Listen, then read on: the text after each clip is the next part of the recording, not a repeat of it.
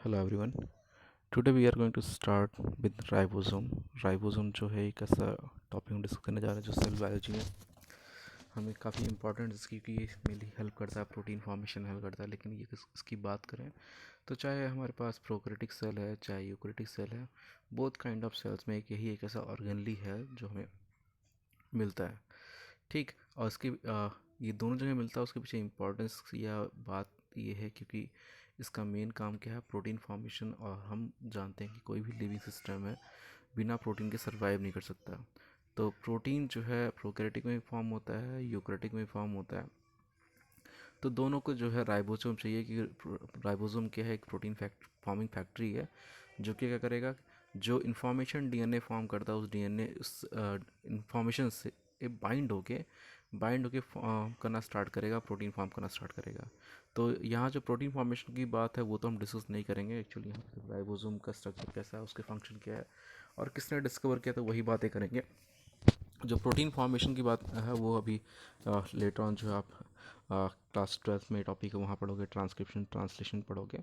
तो वहाँ पे किस तरह राइबोसोम का यूटिलाइजेशन होता है वो चीज़ वहाँ पढ़नी है आपको। यहाँ पे सिर्फ हमें डिस्कस करना है कि राइबोसोम है क्या और राइबोसोम की फ़ंक्शन क्या है, राइबोसोम डिस्कवर किसने किया था, और दूसरी बात हमें करनी है कि राइबोसोम किस फॉर्म में प्रेजेंट होता है, प्रोकैरियोटिक यूकैरियोटिक। राइबोसोम प्रेजेंट होता है लेकिन राइबोसोम में कुछ डिफरेंस भी प्रेजेंट होते हैं प्रोकैरियोटिक यूकैरियोटिक में। बट यही एक ऐसा ऑर्गेनली है जो कि आपको मिलेगा कहाँ पे, यूकैरियोटिक सेल में मिलेगा और प्रोकैरियोटिक सेल में भी मिलेगा। ठीक। तो स्टार्ट करते हैं फर्स्ट इंट्रोडक्शन से। तो इंट्रोडक्शन में हमें देखा कि it is a large and complex molecule. तो लार्ज है एंड कॉम्प्लेक्स मॉलिक्यूल है क्योंकि ये जो से बना हुआ है एक्चुअली, इसका जो ओरिजिन है ये होता है न्यूक्लियस से ओरिजिन होता है, जो कि सेंट्रल बॉडी जो प्रेजेंट है सेल के अंदर, न्यूक्लियस वहाँ उसके अंदर कंपोज्ड है, न्यूक्लियस है, न्यूक्लियस से ये फॉर्म होता है। तो कॉम्प्लेक्स फॉर्म प्रेजेंट है। नेक्स्ट बात करें वही पॉइंट जो भी रिपीट हो रहा है हमारा, कि found in all cells prokaryotic and eukaryotic, दोनों ही सेल में मिलेगा चाहे वो प्रोकैरियोटिक हो चाहे यूकैरियोटिक में। That serve as the primary site of biological protein synthesis. जो बायोलॉजिकल प्रोटीन सिंथेसिस हो रहा है लिविंग सिस्टम में, उस सिस्टम में जो प्रोटीन फॉर्मेशन हो उस फॉर्मेशन में जो मेन रोल है किसका है, हमारे राइबोसोम का है। Ribosome was first observe in 1953। तो सबसे पहले जो है ऑब्जर्व किया था राइबोसोम को 1953 में किया गया था by Romanian cell biologist George Emil Palade using electron microscope. तो जॉर्ज प्लाडे जो है, एमिल प्लाडे नहीं, उसको जल्दी हम जॉर्ज प्लाडे पढ़ते हैं। जॉर्ज प्लाडे जो है उन्होंने 1953 में फर्स्ट टाइम जब इलेक्ट्रॉन माइक्रोग्राफी यूटिलाइज़ किया तो उन्होंने फाइंड आउट किया कि यहाँ पे कुछ जो है स्मॉल ग्रेनुल या स्मॉल स्पेरिकल स्ट्रक्चर्स में जो है हमारे पास कुछ स्ट्रक्चर्स हैं, और उन स्ट्रक्चर को लेटर ऑन नेम काइंड दिया, क्या, राइबोसोम दिया।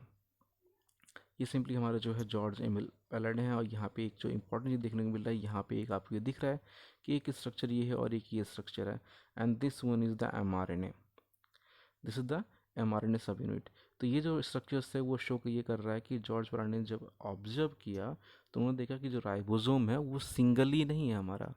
राइबोसोम जो है सिंगल नहीं है, एक स्मॉल यूनिट प्रेजेंट है, एक स्मॉल यूनिट प्रेजेंट है एंड एक लार्जर यूनिट प्रेजेंट है। क्लियर। और इनका जो सेडवर्ग, इनका जो है कोफिशियंट है, सेडिमेंट कोफिशियंट जो है वो भी अलग अलग होता है। सेडिमेंट कोफिशियंट की में वेरिएशन होने के अकॉर्डिंग ही जो है हम पढ़ते हैं डिफरेंट, या वेरिएशन जो हमें देखने को मिलती है प्रोकैरियोटिक के राइबोसोम में और यूकैरियोटिक के राइबोसोम में। क्लियर। उसके साथ साथ नेक्स्ट हम बात करना स्टार्ट करें इन prokaryotic free form in cytoplasm. तो अगर प्रोकैरियोटिक की बात करें तो ये हमें साइटोप्लाज्म मिलते हैं। ठीक। उसके साथ प्रोटोप्लाज्म भी यूज़ करते हैं। प्रोटोप्लाज्म और साइटोप्लाज्म एक तरह से एक ही चीज़ है प्रोकैरियोटिक केस में, लेकिन अगर हम बात करें यूकैरियोटिक केस में थोड़ा डिफरेंस होता है। ठीक। क्योंकि प्रोकैरियोटिक केस में जो है हमें ऑर्गेनलीज नहीं मिलते, बट यूकैरियोटिक केस में ऑर्गेनली मिलते हैं, तो वहाँ प्रोटोप्लाज्म वर्ड ज़्यादा हमें समझ में आता है। In eukaryotic, free in cytoplasm inside the cell attached to the outer membrane of endoplasmic reticulum। अब यूकैरियोटिक सेल की बात करें तो वहाँ पे क्या मिलेंगे, वहाँ पे हमें मिलेंगे कहाँ पे, ये मिलेंगे साइटोप्लाज्म में। और साइटोप्लाज्म में हमें जहाँ मिलेंगी जो हमारा एंडोप्लाज्मिक रेटिकुलम है, और मेनली रफ वहाँ जो उसकी आउटर सरफेस है, साइटोप्लाज्मिक सरफेस है, एक लूमन की साइड सरफेस है। तो जो सरफेस साइटोप्लाज्मिक सरफेस है, वहाँ पे हमें अटैच मिलेंगे। उसके साथ साथ एक और इम्पॉर्टेंट बात कर लें, अगर हम प्लांट सेल की बात करें, यूकेरियोटिक सेल की बात करें, सॉरी प्लांट सेल और एनिमल सेल की बात करें, दोनों यूकेरियोटिक है। यहाँ पे जो राइबोसोम की प्रेजेंस है साइटोप्लाज्म के अलावा हमें ऑर्गेनलीज में भी मिलती है। अगर हम बात करें प्लांट की, तो प्लांट के माइटोकॉन्ड्रिया और क्लोरोप्लास्ट दोनों में हमें राइबोसोम मिलेंगे। क्लियर? प्लांट के क्लोरोप्लास्ट और माइटोकॉन्ड्रिया दोनों में राइबोसोम मिलेंगे। वहीं अगर हम बात करें एनिमल सेल की बात करें, तो एनिमल्स में जो माइटोकॉन्ड्रिया है वहाँ जो है राइबोसोम मिलेगा, उसके साथ साथ जो है हमारा साइटोप्लाज्म तो मिलेगा ही। क्लियर? तो ये डिफरेंट लोकेशंस हो गई जहाँ पे साइटोप्लाज्म मिलते हैं। अब इनकी बात करें, हम इनका जो स्ट्रक्चर है उसकी बात करना स्टार्ट करें। स्ट्रक्चर है हमारे पास से कि इट इज़ विदाउट मेम्ब्रेन। ये जो है एक नॉन मेम्ब्रेनस स्ट्रक्चर है। राइबोसोम क्या है हमारे पास? Non membranous structure. इसके अलावा हमारे पास ऑर्गेनलीज है, डबल मेम्ब्रेन से क्लोरोप्लास्ट माइटोकॉन्ड्रिया हो गया। कुछ ऑर्गेनली हमारे पास सिंगल मेम्ब्रेन स्ट्रक्चर से हमारा वैक्यूल हो गया। कुछ हमारे पास ऑर्गेनलीज विदाउट मेम्ब्रेन है। तो विदाउट मेम्ब्रेन हमारे पास जो आता है वो मेनली क्या आता है? राइबोसोम आता है। अब राइबोसोम जो हमारे पास है, two sub units are attach by different angle. दो सब यूनिट्स हैं, एक लार्ज सब यूनिट है, एक स्मॉल सब यूनिट है। पीछे डायग्राम के थ्रू भी मैंने बताया आपको। जो लार्ज यूनिट है और जो स्मॉल यूनिट है, दोनों एक डिफरेंट एंगल में आपस में बॉन्डिंग फॉर्म करके अटैच रहते हैं, होते हैं, और फ्री फॉर्म में मिलते हैं। ऐसा नहीं है कि हमेशा ये फॉर्म रहेंगे। जनरली होता है क्या है, जो है एक इंफॉर्मेशन रिलीज करता है डीएनए, जिसे बोलते हैं एमआरएनए, मैसेंजर राइबोन्यूक्लिक एसिड। अब मैसेंजर राइबोन्यूक्लिक एसिड कुछ जो है नाइट्रोस बेस के साथ उसका ये स्ट्रक्चर होता है। अब ये जो स्ट्रक्चर है, यहाँ पे क्या होता है, स्मॉल सब यूनिट जो राइबोसोम की यहाँ अटैच होती है और यहाँ जो लार्ज यूनिट अटैच होती है, इसके अकॉर्डिंग ये दोनों आपस में डिफरेंट एंगल के थ्रू जो है बाउंड होते हैं, बॉन्ड फॉर्म करते हैं। And the sub units of the ribosome are synthesize by the nucleolus. तो ये बताया था मैंने आपको स्टार्टिंग में कि जो न्यूक्लियोलस जो है हमारा, जो न्यूक्लियस के अंदर प्रेजेंट है यूकेरियोटिक सेल में, यूकेरियोटिक सेल में एक्चुअली वो फॉर्म कर रहा है हमारा, राइबोसोम फॉर्म कर रहा है। और वहीं हम बात करें प्रोक्रेटिक है, तो प्रोक्रेटिक के लिए यहाँ क्लियर नहीं है किस तरह फॉर्म होता है राइबोसोम वहाँ पे। लेकिन वहाँ पे जनरली हम बात करते हैं कि जो वहाँ पे मेम्ब्रेन है, हमारी मेम्ब्रेन है, मेम्ब्रेन कुछ रिएक्शन परफॉर्म करे जिसके थ्रू चीज़ें फॉर्म होती हैं वहाँ पे। तो यहाँ मेम्ब्रेन की ही जो है माना जाता है कि वो भी रिस्पॉन्सिबल है राइबोसोम फॉर्मेशन में, लेकिन एक्चुअल नहीं पता कि कौन फॉर्म करता है। लेकिन यूकेरियोटिक की बात करते हैं तो यहाँ पे न्यूक्लियोलस जो है उसका ही रोल होता है राइबोसोम की सब यूनिट्स फॉर्म करने में। अब नेक्स्ट बात करें हम स्ट्रक्चर की ही, तो यहाँ पे आप जो यूकेरियोटिक और प्रोकैरियोटिक दोनों का आपको गिवन है कि ये प्रोकैरियोटिक राइबोसोम हो गया। अब यहाँ पे एक चीज़ 70S आ गया, यहाँ पे 80S आ गया। अब इस 70S और 80S है क्या? 70S और 80S है क्या? 70S 80S जो है इनका प्रोकैरियोटिक राइबोसोम का और यूकेरियोटिक राइबोसोम का सेडिमेंट कोफिशिएंट है। अब दूसरी बात है, सेडिमेंट कोफिशिएंट क्या होता है? सेडिमेंट कोफिशिएंट ये होता है कि जो मॉलिक्यूल्स हैं हमारे पास, उनका एक मॉलिक्यूलर वेट होगा। उस मॉलिक्यूलर वेट के अकॉर्डिंग जो है वो किसी एक पार्टिकुलर मीडियम में सेटल डाउन होंगे, ठीक, अपनी डेंसिटी के अकॉर्डिंग। अब जिस डेंसिटी के अकॉर्डिंग जो उनका सेडिमेंट फॉर्म होगा, जिस डेंसिटी में, वो उनका जो हो गया सेडिमेंट कोफिशिएंट हो गया, ठीक। और एस जो है उसे बोलते हैं सेडवर्ग, उसे जो हम बोलते हैं सेडवर्ग, एक यूनिट है जिसे हम सिंपली एस से डिनोट करते हैं। सेडवर्ग जो है एक यूनिट है जिससे एस से डिनोट करते हैं। सेडवर्ग जो है एक साइंटिस्ट हैं, उन्होंने ये चीज़ की थी, इसी के अकॉर्डिंग उनके जो नेम का फर्स्ट लेटर है वही इसका सिंबल बन गया। और ये क्या बताता है? ये सेडिमेंट कोफिशिएंट बताता है। तो प्रोकैरियोटिक में हमें देखने को मिल रहा है कि यहाँ 70S है। तो 70S क्या है? 70S फॉर्म कैसे हो रहा है? इसका कॉम्बिनेशन में जो है 70S फॉर्म होता है, लेकिन दो डिफरेंट यूनिट्स हैं। एक हमारे 50S की है, ये हमारा 50 है, और ये 30 है, ठीक। और इन दोनों का कंबाइन करेंगे तो क्या फॉर्म होगा? इन दोनों कंबाइन करने पे जो है फॉर्म होगा क्या? 70S। अब एक यहाँ कन्फ्यूजन आ जाती है अब कि ये 50 और 30 तो 80 होंगे, लेकिन यहाँ बनता 70 है। तो इससे कन्फ्यूज मत हो, यहाँ पे चीज़ें अलग हैं। ये बात कर रहे हैं हम सेडिमेंट कोफिशिएंट की, और वो डेंसिटी के अकॉर्डिंग होगा।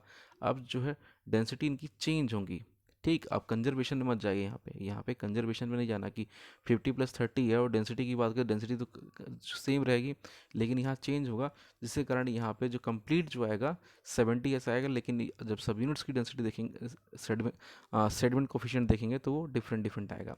सेम यूक्रेटिक की बात करें तो यूक्रेटिक में आपको मिलता है कितना है, 80s का, 80s का।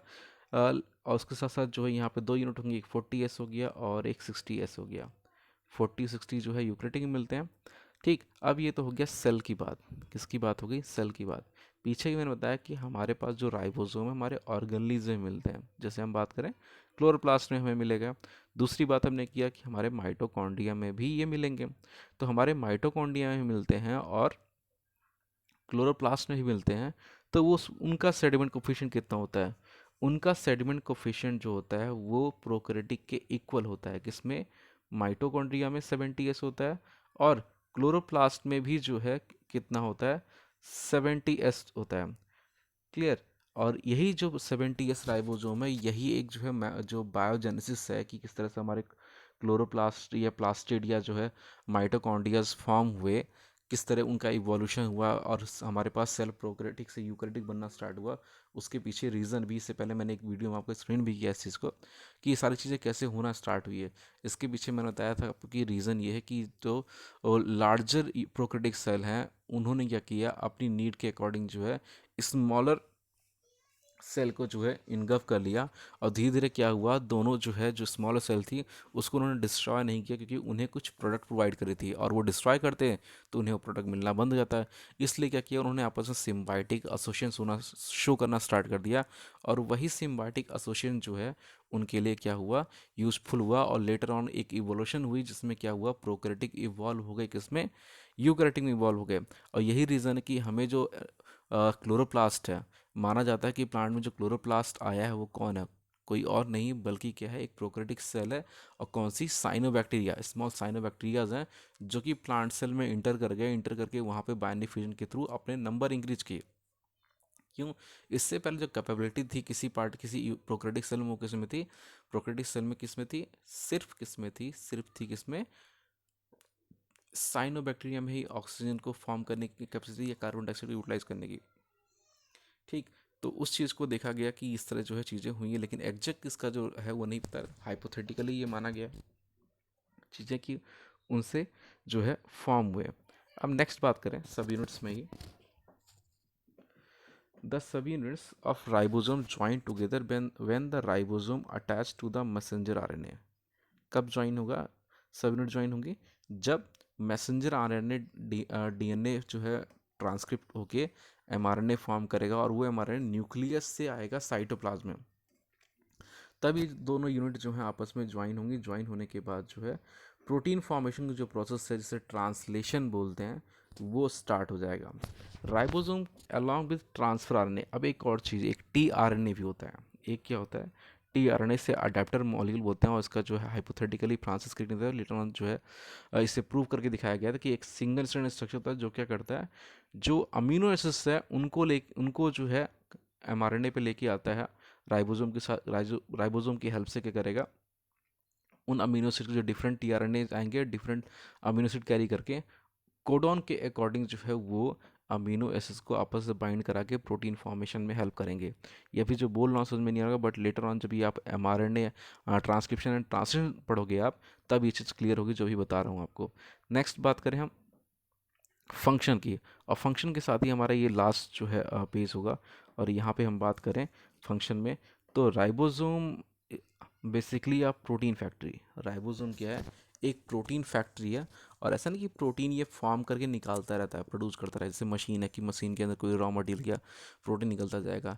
ये जो है एक जो है एक एज ए कैटलिस्ट एक्ट होगा, एज ए पोलीमराइजर एक्ट होगा, जो क्या करेगा कि जो अमीनोसिस प्रेजेंट हैं, जो अमीनोसिस प्रेजेंट हैं सेल के अंदर, उन अमीनोसिस को जो है टीआरएनए के थ्रू बॉन्ड होने के बाद जो है उनको आपस में लिंकिंग करने का काम करेगा।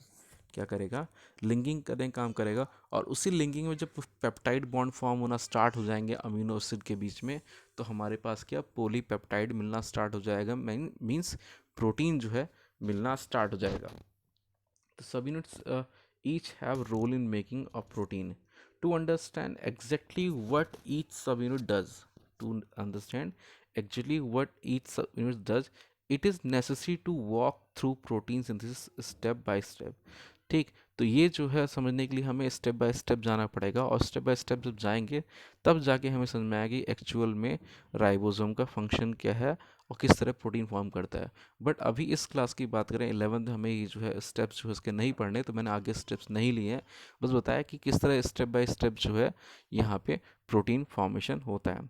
तो ये हो गया हमारा राइबोसोम का। अब नेक्स्ट जो डिस्कस करेंगे, हम जो डिस्कस करेंगे सेंट्रियोल डिस्कस करेंगे, सेंट्रोसोम डिस्कस करेंगे, और उसके साथ साथ जो माइक्रोट्यूब्यूल बचा हुआ है, माइक्रोफिलामेंट बचा हुआ है, और उसके साथ जो एक टॉपिक है सिलियन फ्लैजेला, वो जो है नेक्स्ट वीडियो में हम डिस्कस करेंगे।